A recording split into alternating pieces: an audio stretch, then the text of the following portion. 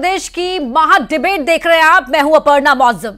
मध्य प्रदेश विधानसभा चुनाव में मोदी के चेहरे पर मिली बीजेपी को ऐतिहासिक जीत के बाद अब इंतजार मुख्यमंत्री के नाम के ऐलान का है। स्वाभाविक तौर पर अभी शिवराज सिंह सबसे प्रबल दावेदार हैं, लेकिन उम्मीदें लगाए दिग्गज दिल्ली दरबार में हाजिरी लगा रहे हैं। चर्चाएं ऐसी भी हैं कि बीजेपी नेतृत्व नए चेहरों पर विचार कर रहा है, लेकिन नए चेहरे है कौन? विधानसभा चुनाव में उतरे केंद्रीय मंत्री, सांसद, कोई नया विधायक या फिर गैर विधायक भी हो सकता है। हालांकि संभव है चेहरा 24 की लड़ाई के लिहाज से समीकरण साधने वाला हो। खैर, सटीक आकलन थोड़ा मुश्किल है।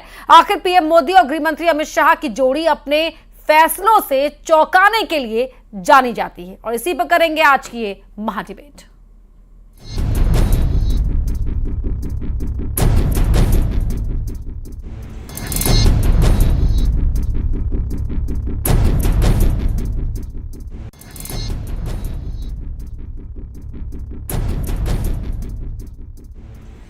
तीन दिसंबर को 4 राज्यों के आए नतीजों ने कुछ हद तक 2024 की तस्वीर पेश कर दी है। मध्य प्रदेश सहित राजस्थान, छत्तीसगढ़ में मिली बीजेपी को बम्पर जीत के बाद अब ये प्रश्न है कि मुख्यमंत्री कौन होगा। विश्वस्त सूत्रों की माने तो बीजेपी जीते हुए तीनों राज्यों में नए चेहरों को मौका दे सकती है। यहीं से कयासों का दौर एमपी में भी शुरू हो गया है। हर खिलाड़ी जो नया हो, पुराना हो, मेरा हो, तेरा हो, सब भाजपा का भारत माता का सिपाही सेनानी है। मैंने कहा यह प्रदर्शन फिर दोहराएगा जो भी आएगा। मध्य प्रदेश में नरेंद्र सिंह तोमर, प्रहलाद सिंह पटेल, कैलाश विजयवर्गीय, वीडी शर्मा, रीति पाठक के अलावा नए चेहरों में ज्योतिरादित्य सिंधिया भी चर्चाओं में हैं। हालांकि बीजेपी में चल रहे मंथन पर निशाना साधने से कांग्रेस नहीं चूक रही। देखिए, भारतीय जनता पार्टी बहुत पसोपेश में है। अगर पहले जाए हम तो इनके पास प्रत्याशी नहीं थे, इनका देवतुल्य कार्यकर्ता इनसे दूर जा चुका था। तब इन्हें लोकसभा के 10-10 लोगों को टिकट दिया और उनका हक छीना। जो विधानसभा में मशक्कत कर रहे थे, वो प्रयास कर रहे थे कि हम विधायक बनेंगे, उनका हक छीना है। अब स्थिति ये हो गई है कि एक अनार 100 बीमार। 7-7, 8 लोगों ने तो कुर्ता पजामा सिलवा के रखे हैं शपथ ग्रहण के लिए कि हम मुख्यमंत्री बनेंगे। चुनाव जीते दिग्गज नेताओं की दिल्ली दौड़ के बीच शिवराज सिंह चौहान एमपी से बाहर नहीं गए, लेकिन इतना तय है कि बीजेपी आलाकमान अक्सर अपने फैसलों से चौंकाता आया है। फिर चाहे वो चुनावी रणनीति हो या सीएम फेस चुनना। गुजरात, हरियाणा जैसे कई उदाहरण आपके सामने हैं। बीजेपी केंद्रीय नेतृत्व भी किसी जल्दबाजी में नहीं है। आलाकमान पर कोई दबाव भी नहीं है। आखिर जीत नरेंद्र मोदी के चेहरे पर जो हासिल हुई है।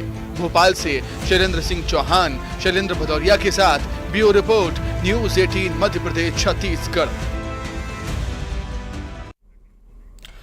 तो कौन होगा सत्ता का सरदार? किसकी होगी एंट्री? कौन बनेगा मुख्यमंत्री? कौन होगा आउट और कौन होगा इन? ये बड़ा सवाल है। आज जो तमाम वो सांसद जो विधायकी का चुनाव जीते, उन्होंने अपने पद से इस्तीफा दे दिया, यानी कि सांसदी छोड़ दी है। प्रबल दावेदार कौन है? वो आपको नाम दिखा रहे हैं, चेहरे भी दिखा रहे हैं। प्रबल दावेदार प्रहलाद पटेल, नरेंद्र सिंह तोमर का नाम भी प्रबल दावेदारों में शुमार है।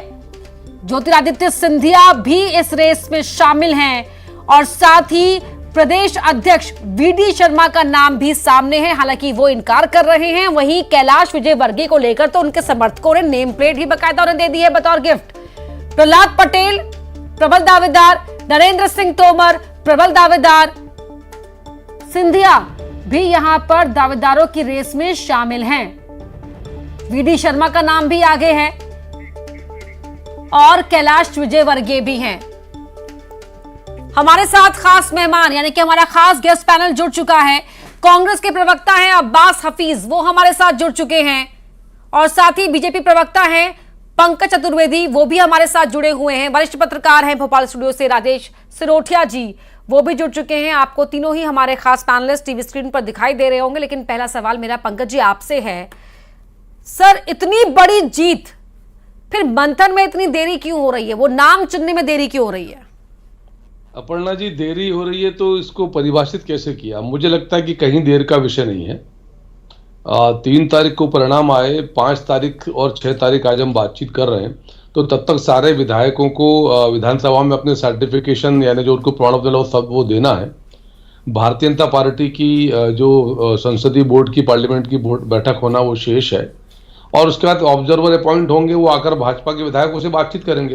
तो अपर्णा जी, मुझे नहीं लगता कि शायद कहीं कोई देर जैसा विषय है, और भारतीय जनता पार्टी की अपनी निर्धारित प्रक्रिया है, उस प्रक्रिया तक हम लोग काम कर रहे हैं।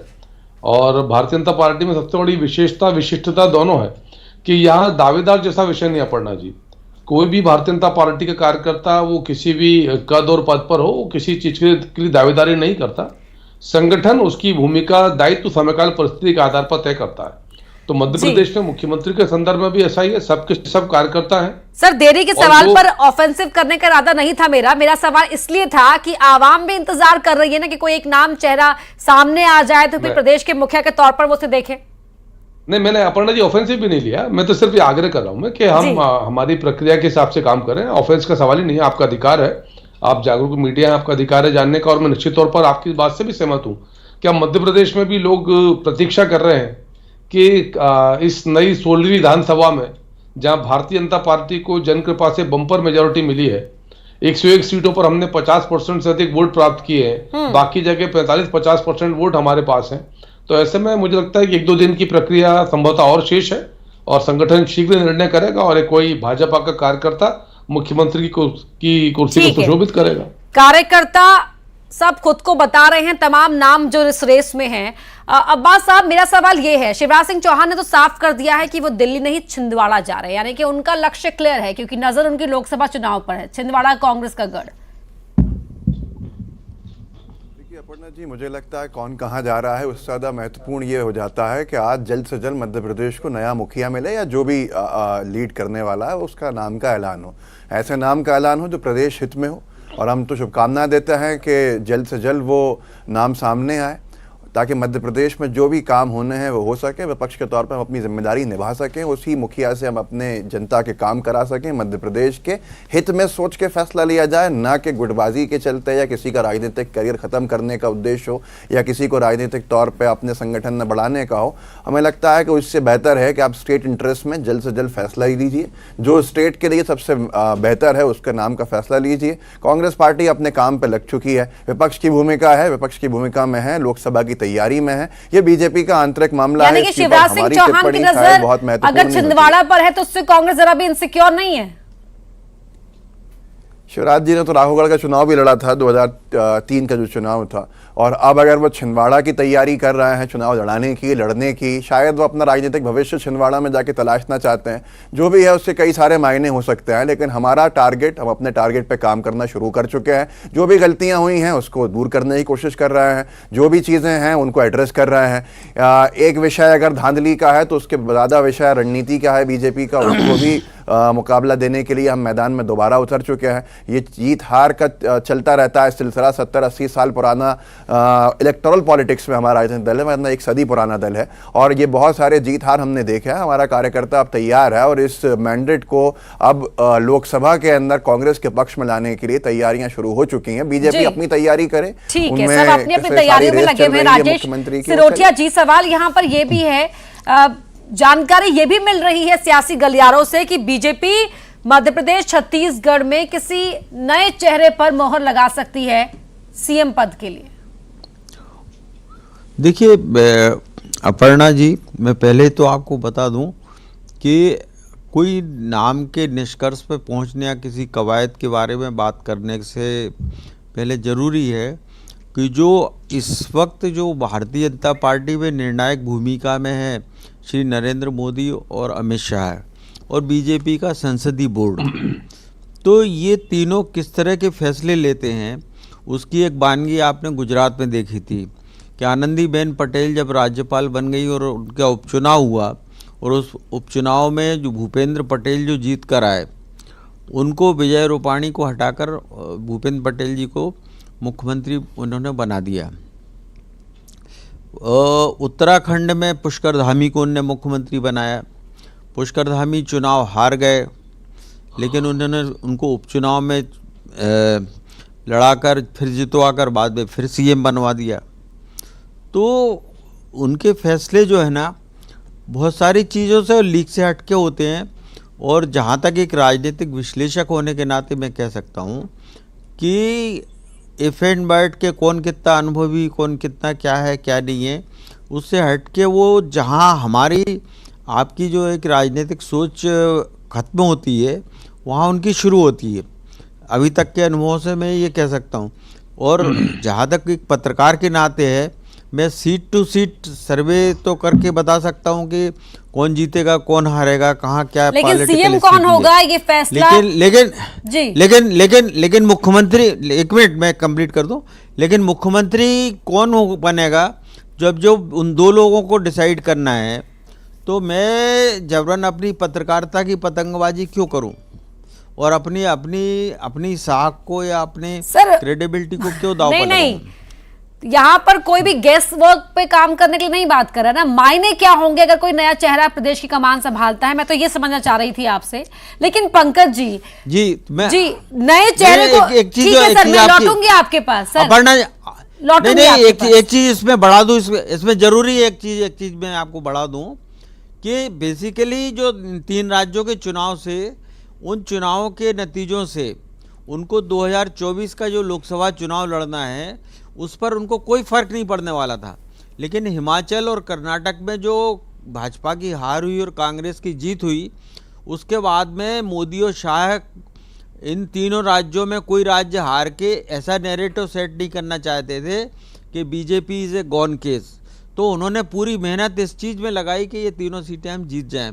2024 का रिजल्ट उनको पता है कि वो उनके फेवर में आने वाला है इन 3 राज्यों, यानी कि अच्छा आप ये कह रहे हैं कि 24 का सवाल नहीं है, वो मुखिया कौन होगा वो उनकी अपनी पसंद हो सकती है। लेकिन पंकज जी सवाल यहाँ पर तो लगातार उठ ही रहा है ना कि नया चेहरा अगर आगे बढ़ाएगी बीजेपी के तमाम नेता कार्यकर्ता खुद को अनुशासित सिपाही बताते हैं, लेकिन फिर जो पुराने हैं उन्हें किस तरह से एडजस्ट किया जाएगा?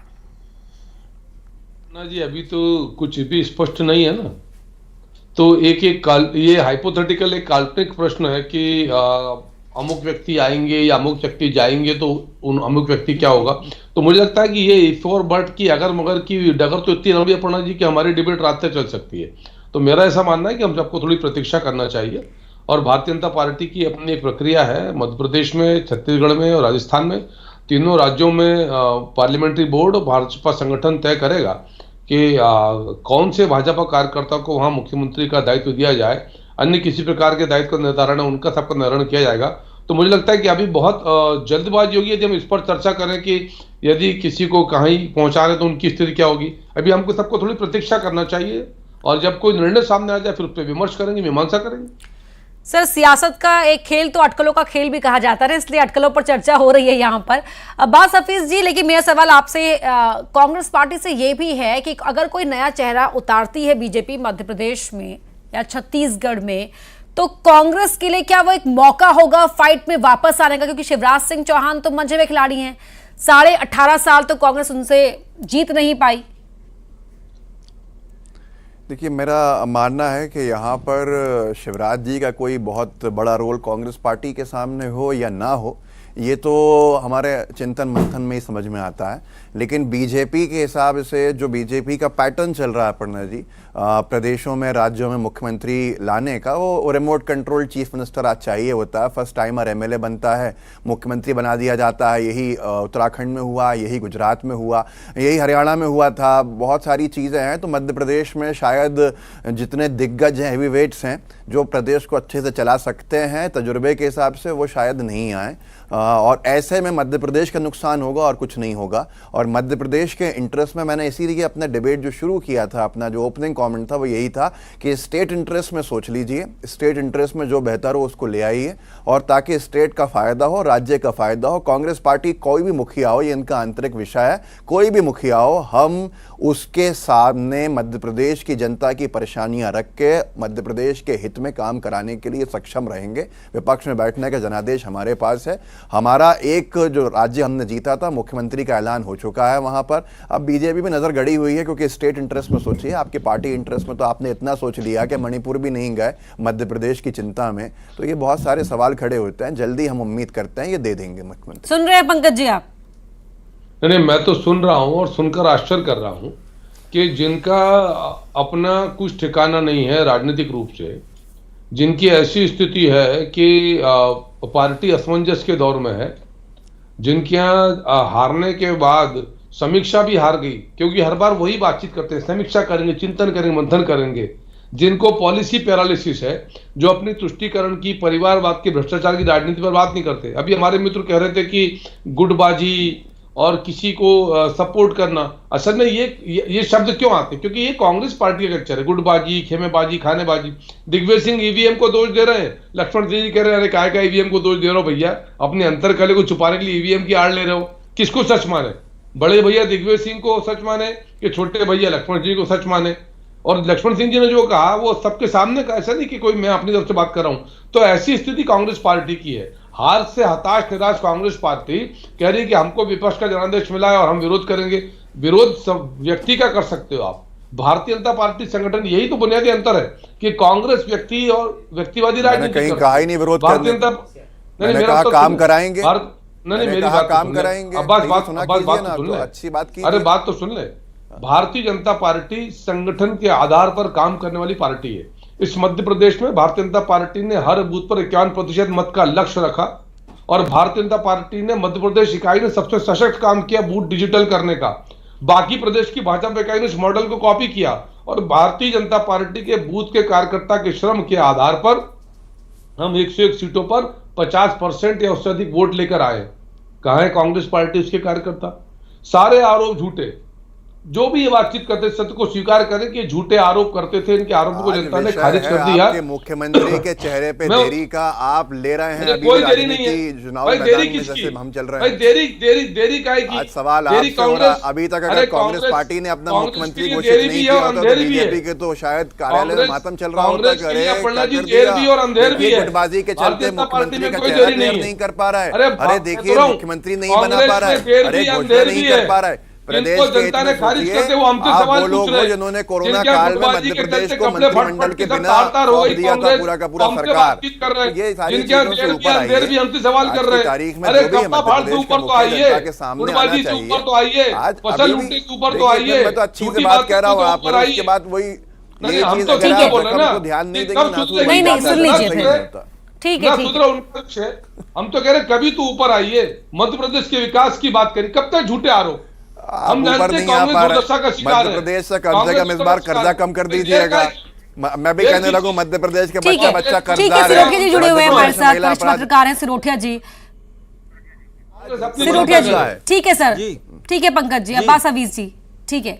सिरोठिया जी, आपने पिछली बार कहा कि बीजेपी क्लियर है लोकसभा चुनाव को लेकर, वो जानते हैं कि वहां मजबूत है, तो प्रदेश में मुख्यमंत्री कौन होगा उसके लिए नजर लोकसभा पर नहीं है। लेकिन सर वो कौन से कारण हो सकते हैं? ये भी तो कहा जा रहा है कोई ओबीसी वर्ग का हो जिसे मुख्यमंत्री बनाया जाए, या फिर कोई महिला मुख्यमंत्री भी हो सकती है। क्या इन कारणों पर बीजेपी मंथन नहीं कर रही होगी? देखिए, अब अपर्णा जी एक चीज बहुत साफ साफ दिखाई देती है इन 10 सालों के मोदी जी के कार्यकाल के दौरान। राजस्थान में मोदी और शाह ने वसुंधरा राजे सिंधिया के विकल्प को खोजने के लिए कई प्रयोग किए, लेकिन वो सारे के सारे प्रयोग विफल हो गए। आज मध्य प्रदेश में हो या छत्तीसगढ़ में हो, वो जिसको मुख्यमंत्री बनाएंगे, सदन का नेता के लिए संसदीय बोर्ड नाम में अप्रूव करेगा या उनका केंद्रीय पर्यवेक्षक आएगा, विधायक दल की बैठक लेगा और उसमें वो नाम घोषित होगा या उसके घंटे 2 घंटे पहले घोषित हो जाएगा। ये प्रक्रिया भारतीय जनता पार्टी के अंदर रही है। तो ये तो मध्य प्रदेश और छत्तीसगढ़ में तो आँख मूंछ के और सिर झुका के उस फैसले को स्वीकार करने वाली स्थिति है। लेकिन राजस्थान जो है सबसे डेलिकेट मामला है। वहाँ पर जो है 101 के बहुमत से केवल 14 सीटें आगे है भारतीय जनता पार्टी, और वहाँ पर वसुंधरा राजे के जो गुट के जो विधायक जो जीते हैं वो 28 हैं और 7 विधायक ऐसे हैं जो कि निर्दलीय और बागी होकर भारतीय जनता पार्टी से बगावत करके चुनाव जीते हैं। तो इस तरह से 35 वोटों का समर्थन तो उनके क्या पास आप ये कह रहे हैं कि फोकस अभी और फिलहाल राजस्थान पर होगा? तो ना तो सुनिए, तो ये जो 35 विधायकों के साथ में जो टोली लेके जो वसुंधरा राजे चल रही हैं, तो she is the only leader who can dictate their term और who can negotiate with the high command. वो हाईकमान से नेगोशिएट करने की स्थिति में केवल वसुंधरा राजे हैं। वो करती हैं नहीं करती हैं, कर पाती हैं नहीं कर पाती हैं, ये सवाल भविष्य के गर्भ में है। लेकिन जो सारी चीज़ें देरी हो रही, क्योंकि बीजेपी एक बात देख रही है कि उनको जो है राजस्थान में जो रिजल्ट आया है वो लोकसभा में रिफ्लेक्ट ना हो, और जिस तरह गहलोत के होते हुए 25 की 25 सीट आ गई, या कमलनाथ के मध्य प्रदेश में मुख्यमंत्री रहते हुए 29 में से 28 आ गई, या भाजपा का जो छत्तीसगढ़ में भूपेश बघेल मुख्यमंत्री थे उनके रहते हुए 11 में से 10 सीटें आ गई, तो वो चीजें रिटेन वहां पर 2024 के चुनाव में कर पाती हैं नहीं कर पाती हैं। सौरभ दुबे जी हमारे साथ जुड़ गए हैं सर, स्टूडियो मेरे साथ पॉलिटिकल एनालिस्ट हैं। सौरभ जी, जो नई नई बातें निकलकर सामने आ रही हैं कि मध्य प्रदेश छत्तीसगढ़ में मुख्यमंत्री कौन होगा, उसमें आप एक बात और कह रही हैं सूत्र की कोई नया चेहरा हो सकता है, तो क्या कहेंगे आप इस बात पर?